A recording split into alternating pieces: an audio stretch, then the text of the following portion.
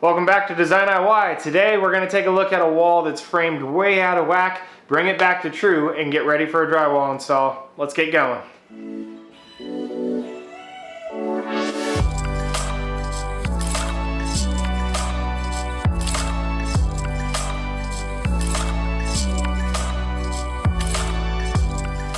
So to begin, I'm going to show you exactly the condition that I found this wall in. After I removed all the plywood, the plaster, the lath, everything that was on the studs, this is what I found. Tons of pieces of wood just nailed and scabbed over the existing studs in order to fur it out past the existing cast iron pipe, which they didn't even get far enough out to do that. So I'm going to start and show you after I removed all of these things and got it down to the bare minimum of wood that I do have to keep in order to keep the plaster and lath on the other side. Let's pick up there.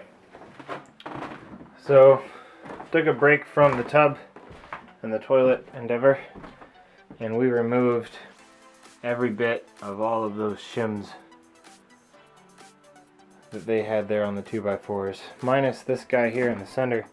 You can see it's much deeper than the regular 2x4, but it's kind of all one piece, so this big guy is all the same as that small guy. And they nailed the lath straight into this piece, so if I start removing that, then I'm getting into the other room. I don't want to do that, so I'm probably going to be really careful with the Sawzall and or a reciprocating saw and take care of that. We did rip down a 2x4 to the right size to get it in here for the bottom plate, and wouldn't you know that the wall that's in there is actually warped, so the center is further forward and the back corner there and the corner here is actually recessed. So if I was using a straight board, which I am, 2 3/4 inches wasn't going to work, so I shaved off a bit, shaved off a bit, shaved off a bit until it fit. Wouldn't you know, it's 2.5 inches wide right on the dot. So I went and got me a couple 2x3s so I wouldn't have to do the ripping, and I made my top plate out of those. So we got those up there. So now we have our plates. You can kind of see how far it's going to stick out just to get past that pipe where the top plate and the bottom plate is. And the idea is to take the 2x6, put it up against those studs, but we're going to have to measure each one of these little sister studs individually, because we have a full gap there, which will be roughly the same once we get the bottom plate and top plate in on this side of the pipe. It'll be roughly the same.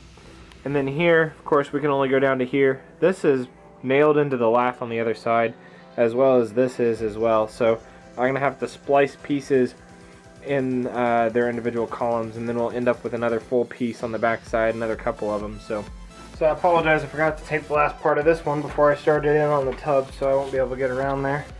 Anyway, we got this wall framed in, kind of.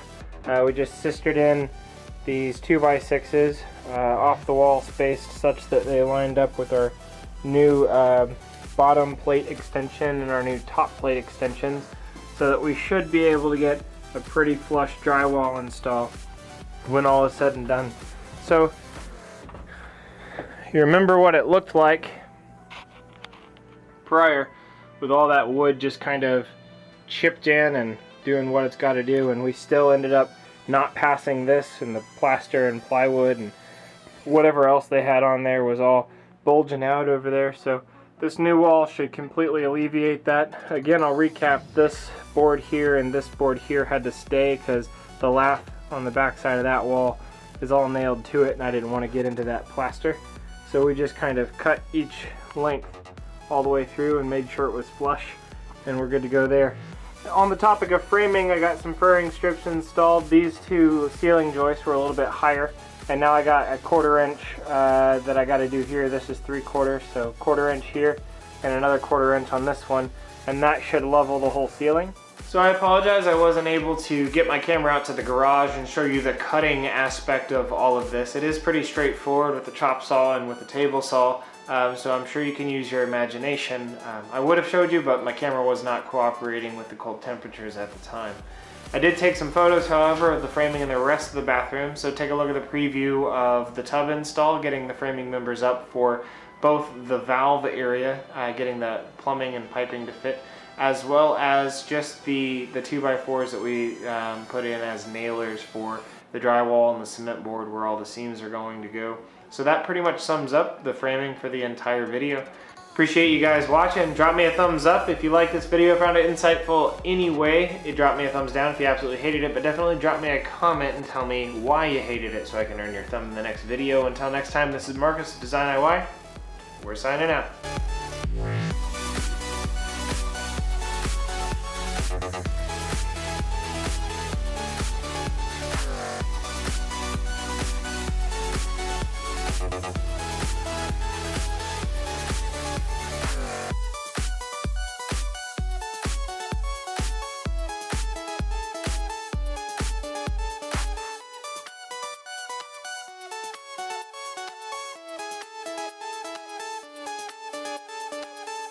So hard to learn lesson of the day, do not use a screwdriver as a pry bar, as I did in this photo here.